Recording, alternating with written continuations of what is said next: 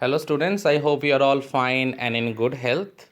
Landscape of the Soul, as you know, by this time I am revising this chapter and almost I have completed the chapter.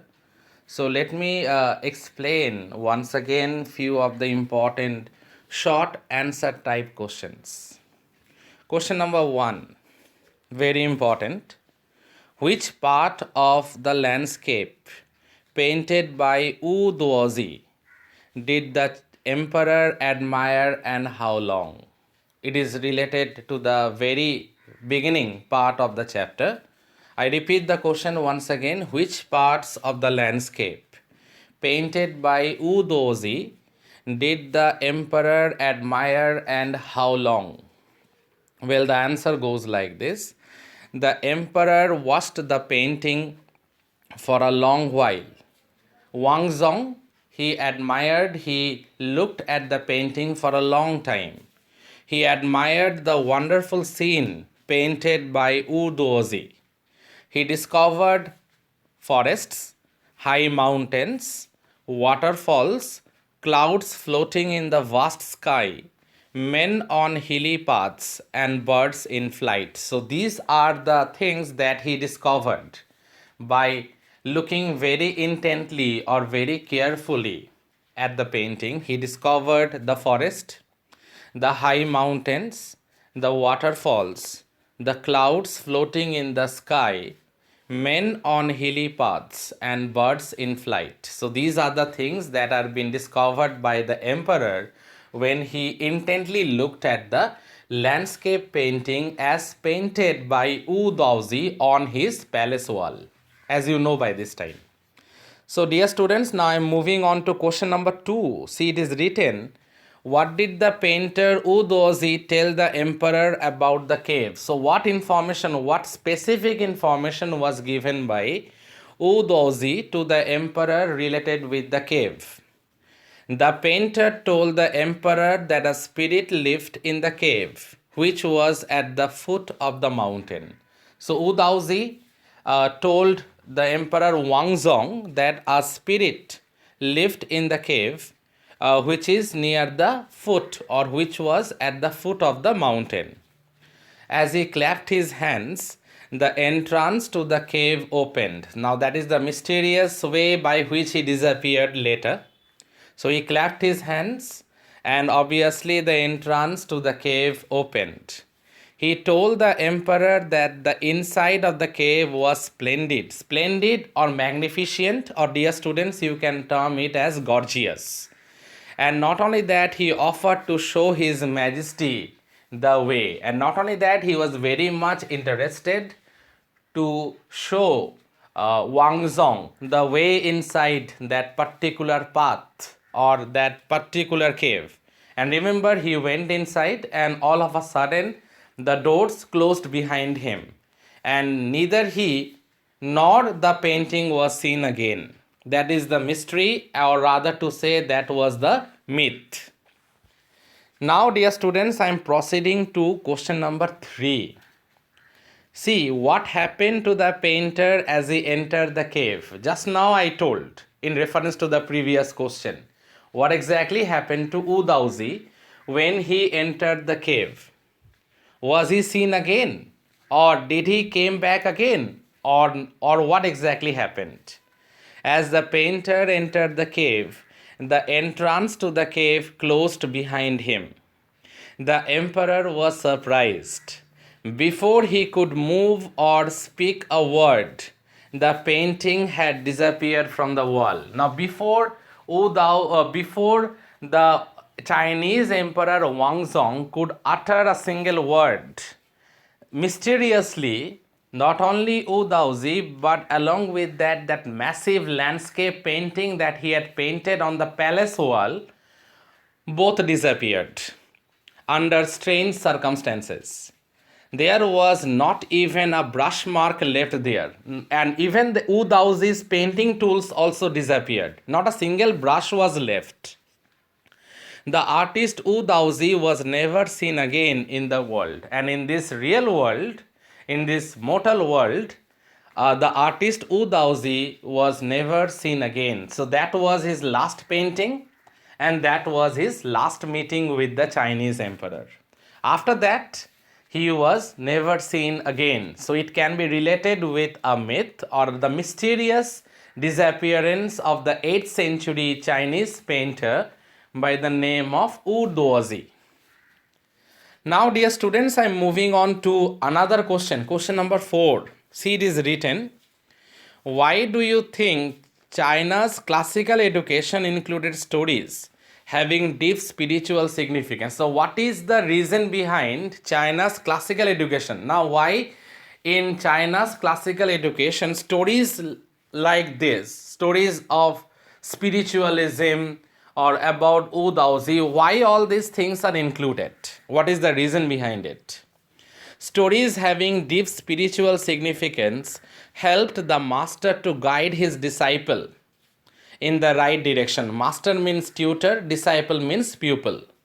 The books of great men like Confucius and Zhuangzi are full of them. Even if we go on scrounging the works of the Chinese philosophers and men of letters or intellectuals like Confucius and Zhuangzi, we will find many spiritual stories or stories that are having a very intense and a deeper spiritual significance.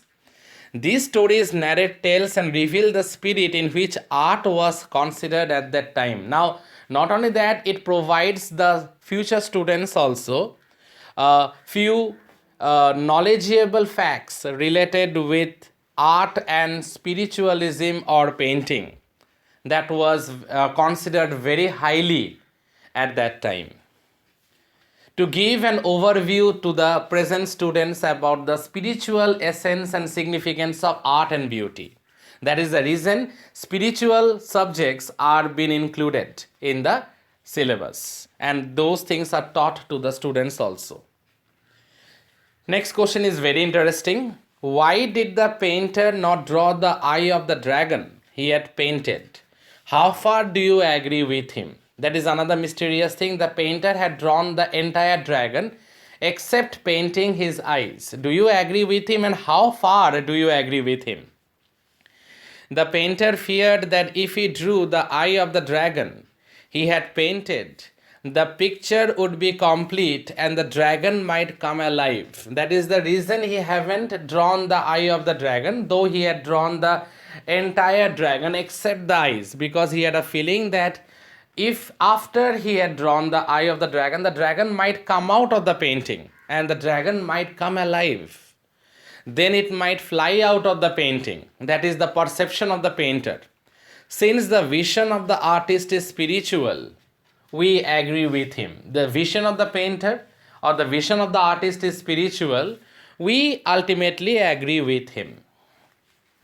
Now, dear students, I am moving on to question number 6. See the question, it is given. Why does the writer mention Quentin's trick? Why so? The writer mentions Quentin's trick to highlight the aim of art in Europe. Remember Quentin Messias, he had drawn a fly that seemed to be very real, but it is not like that. So it is related with illusionistic likeness and delicate realism. These are the concepts that was been attached with that particular incident that you know by this time, already been discussed. So I repeat, the writer mentions Quentin's trick to highlight the aim of art in Europe. And this incident happened in the 15th century. The European painters try to achieve a perfect illusionistic likeness. I already told you, delicate realism and illusionistic likeness, these are the theories that can be associated with this story also, that is related with the 15th century blacksmith by the name of Quentin Messias, who later became a very popular painter. Quentin had painted a fly with such delicate realism that even the master, that is obviously the father of the girl, took it for a real one and decided to swat it away, but later found that it is not a real one. So there lies, as I already told you, I'm repeating once again, the concept of illusionistic likeness and delicate realism. Dear students, I'm moving on now to question number 7. How does the Chinese story present the powers and limitations of emperor and the painter? What are the limitations of the emperor and what are the powers of the emperor? And what are the powers and limitations of the painter? Very important question this is, dear students, in respect to this particular chapter. The emperor may commission a painting and appreciate its outer appearance the way Wang Zong did. He commissioned a painting, he appreciated the outer appearance of the painting, but only the artist reveals him or to him the true essence or the true significance of his work. But it is entirely, it depends on the artist to express himself and also to narrate about the true significance of his work of art. The emperor can't do that. Only the artist can do it. Secondly, the emperor may rule over the region he has conquered, but only the artist knows the way within. The emperor might be powerful in his might and might be the conqueror or might be the ruler over a country or a region he had conquered. But from the spiritual aspect, it is the artist who knows the way within, as we found in that mysterious story, because after clapping his hands, the doors of the cave opened and Wu Daozi entered. So that particular incident explains this particular fact that it is only the artist who knows the way within. I am moving on to the next question, dear students. Let me show the way. Now it was been told by Wu Daozi after he clapped his hands and entered the cave. And he was very much eager to show the Emperor Wang Zong the way ahead. But the doors of the cave closed behind him. And he and his painting disappeared, as we know by this time. So see this question. Let me show the way, said Wu Daozi. Explain how the author interprets the word way. The word way, according to the author, it has two meanings. Number one, it means path or the method. It means the technique. It means the way. It means the way or it means the technique or the method. This is one meaning. Another one, the mysterious work of the universe, or rather to say in other words, the mysterious mechanisms of the universe. The painter tells the king or the Chinese emperor, you know by this time his name Wang Zong, the path to the cave or the method to reach the cave. By entering the cave and disappearing from the world, he explains the mysterious works of the universe. Now, ultimately, his disappearance, his means Wu Daozi's disappearance from the world, along with the gigantic landscape painting that he had painted on the palace wall of the emperor. Ultimately, the entire mysterious incident, it explains the mysterious working of the universe. Two more questions I will explain, dear students. Let me move on to question number 9 now. Give 3 points of contrast between a classical Chinese landscape and a Western one, the one that I had explained today. See, a Western landscape reproduces an actual view, whereas a classical Chinese landscape does not. The European painter wants the viewer to look at a particular landscape exactly as he saw it from a specific angle. The Chinese painter, on the other hand, as I told you, he does not choose a single viewpoint. The Chinese landscape is not a real one in comparison to the Western landscape, but it is filled with spiritualism. It has an inner beauty or an inner essence that reaches the realms of spirituality and conceptual space, unlike the European painting. Now, dear students, I am moving on to question number 10. See the question. What do you learn about Daoist view of the universe from this chapter? That means what have you learned or what information have you gained about Daoism from this chapter?